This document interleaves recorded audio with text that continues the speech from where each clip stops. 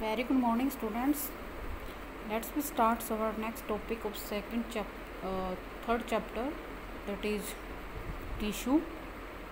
इससे पहले हमने प्लांट टिश्यू का क्लासिफिकेशन देखा था. एक टेबल मैंने आपको लिखवाई थी, ठीक है, कि प्लांट टिश्यू दो टाइप के होते हैं, मेरिस्टेमेटिक टिश्यू, परमानेंट टिश्यू. फिर मेरिस्टेमेटिक के 3 टाइप्स, अपिकल, लैटरल और इंटरकलरली. ऐसे परमानेंट के 2 types.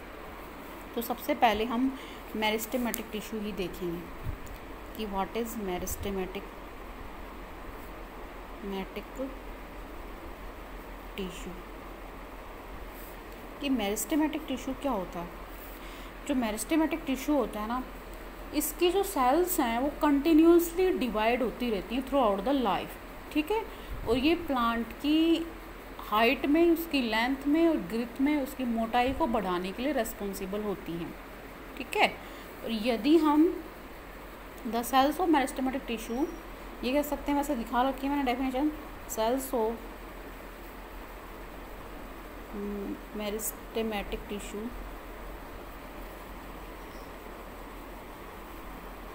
divide continuously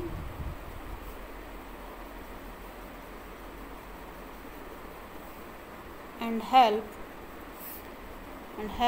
in increasing the length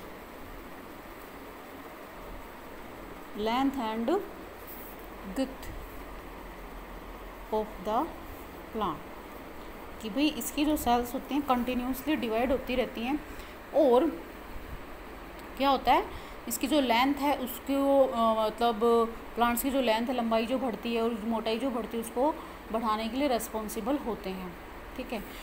यदि इसका डायग्राम हम देखें मेरिस्टेमेटिक टिश्यू का, तो इस टाइप का इसका डायग्राम मिलेगा हमें देखने को.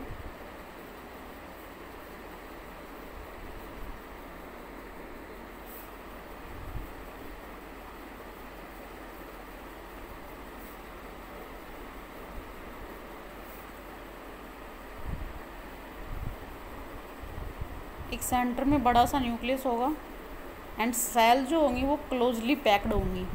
क्लोजली पैक्ड का मतलब होता है कि इनके बीच में इंटरसेलुलर स्पेस नहीं होंगी, ठीक है.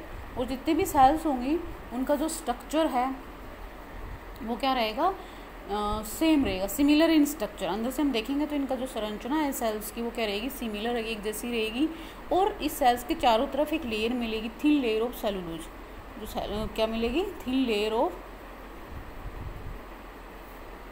सेलुलोज, जो कि इनका जो सेल वाल है मेनली, जो हम ये कह सकते हैं, वो सेलुलोज का बना होगा. और ये सेल्स एकदम, देखो आपने स्ट्रक्चर में देख रहे हैं, कोई भी स्पेस इनके बीच में नहीं है, एकदम से क्लोजली कम्पैक्टली पैक्ड हैं, ठीक है.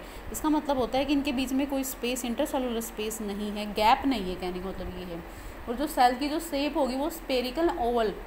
देखो ये सेल की जो शेप है या तो स्पेरिकल होगी या ओवल होगी, या फिर पॉलीगोनल टाइप में, जैसे कि एंड रेक्टेंगल टाइप में जो दिखाई दे रहा है आपको, इस टाइप की शेप होगी, ठीक है. एंड बीच में इनके सेंटर में क्या प्रेजेंट होगा, ये क्या है, न्यूक्लियस होगा. कहते हैं कि सेंटर में एक बड़ा सा न्यूक्लियस प्रेजेंट होगा, लार्ज डोमिनेंट न्यूक्लियस प्रेजेंट होगा, एंड साइटोप्लाज्म होगा. ये जो दिखाई दे रहा है ये क्या है आपको, साइटोप्लाज्म,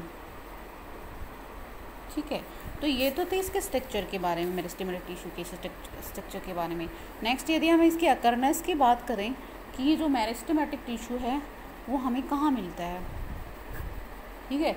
तो मेरिस्टेमेटिक टिश्यू ज़्यादातर growing region of the plants, जैसे कि इसके जो ग्रो करते रहते हैं ना, जो यंग पार्ट्स होते हैं प्लांट्स के, जैसे कि रूट्स की टिप्स होगी या स्टेम्स की टिप्स होगी, वहाँ पे प्रेजेंट होगा. टिप्स के ऊपर जो ग्रोविंग पार्ट्स होंगे ना किसी भी प्लांट्स के, तो वहाँ पे ये कह सकते हैं कि मेरिस्टेमेटिक टिश्यू प्रेजेंट होगा.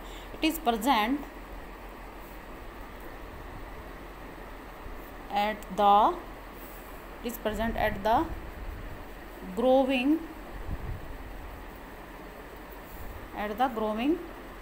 tips of the plants.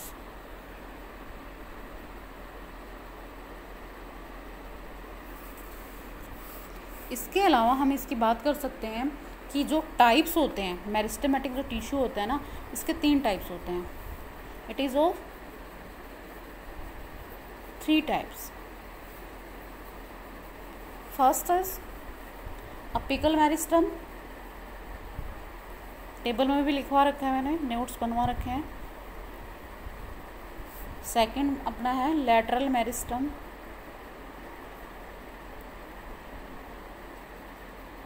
And third है हमारा इंटरकलरली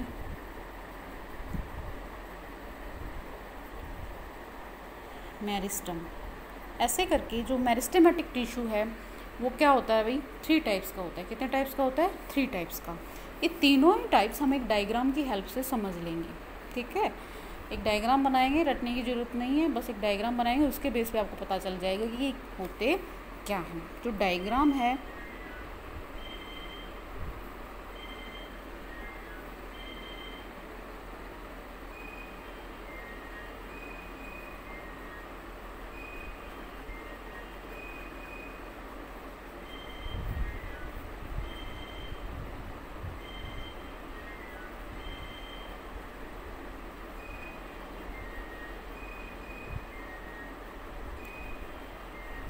देखो,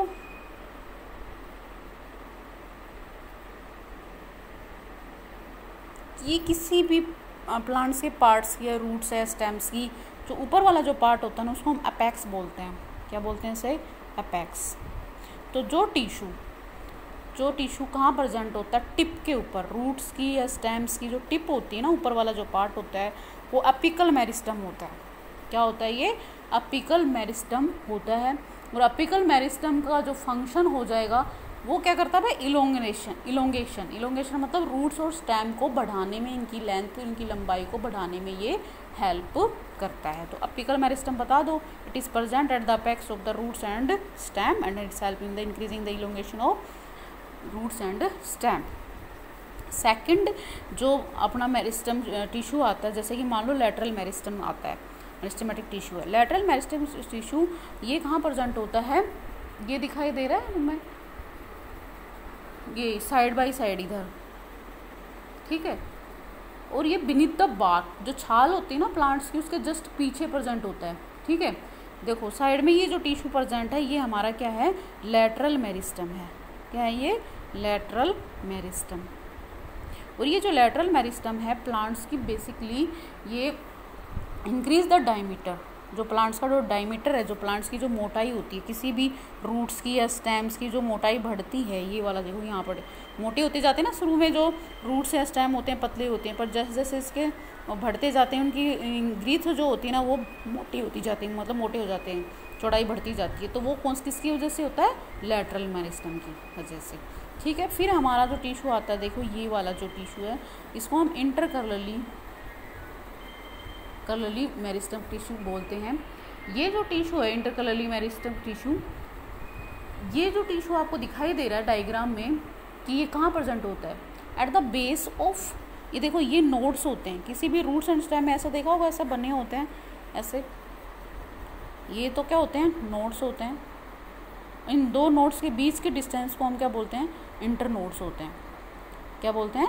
इंटर नोड्स. तो जो नोड्स के ऊपर जो टिश्यू प्रेजेंट होगा between the nodes and inter nodes, या बेस, यहाँ से तो ब्रांचेज निकलते टेन्यू, या बेस ऑफ द लीव्स. ठीक है, तो उस टिश्यू को हम क्या बोलते हैं? जो नोड्स और इंटर नोड्स के बीच में या बेस के ऊपर प्रेजेंट होता है, नोड्स के ऊपर प्रेजेंट होता है, उसको हम इंटरकलरली मेरिस्टम बोलते हैं. क्या बोलते हैं? इंटरकलरली मेरिस्टम. और अभी ये पता ही चल रहा है कि ये किसकी में हेल्प करेगा भाई? कहाँ प्रेजेंट होता है? इंटरनोड्स. इसकी लेंथ, जो इंटरनोड्स की जो लेंथ, क्योंकि यहाँ प्रेजेंट होता है ना, तो ये हो गया हमारे इंटरनोड्स. तो इंटरनोड्स की लेंथ को बढ़ाने में ये रेस्पॉन्सिबल होता है. ठीक है, तो ये था. और या भी जो भी है, जैसे कि लेंथ ऑफ ऑर्गेनोस, जैसे लीव्स, और जो लीव्स भी तो यहीं से निकलते हैं. लीव्स की लेंथ को भी बढ़ाने में, हाइट बढ़ाने में हेल्प करता है, और ये इंटरनोड्स की लेंथ को बढ़ाने में भी हेल्प करता है. तो ये था सब तीनों टिश्यू के बारे में, अपिकल मेरिस्टम, लैटरल मेरिस्टम और इंटरकलरली मेरिस्टम. अपिकल मेरिस्टम सबसे ऊपर वाला, यहाँ पे जो टिप पे प्रेजेंट होता है, जो कि मेनली रूट्स एंड स्टेम के टिप्स पे प्रेजेंट होगा, जो इलोंगेशन के लिए रेस्पॉन्सिबल होता है. फिर दूसरा हमारा जो इंटरकलरली मेरिस्टम, ये जो नोड्स हैं ये नोड्स हैं, नोड्स के ऊपर या इंटरनोड्स के बीच में, ये इंटरनोड्स हो गए, ये नोड्स हो गए, के बीच में जो टिश्यू प्रेजेंट होता है उसे इसी के बेस पर इसका नाम क्या है, इंटरकैलरी मेरिस्टम। ये किसके लिए रेस्पॉन्सिबल है, जो इंटरनोड्स की जो लेंथ बढ़ती है, लंबाई बढ़ती है, इसके लिए रेस्पॉन्सिबल है। सेकंड, जो लीव्स यहाँ से निकलते हैं, पत्तियाँ जो निकलती हैं, उसकी लेंथ को बढ़ाने में भी हेल्प करता है। थर्ड जो टिश्यू है हमारा लैटरल मेरिस्टम, ये साइड बाय साइड प्रेजेंट होता है, इन द बार्क के जस्ट, प्लांट्स की जो छाल होती है उसके जस्ट पीछे प्रेजेंट होता है।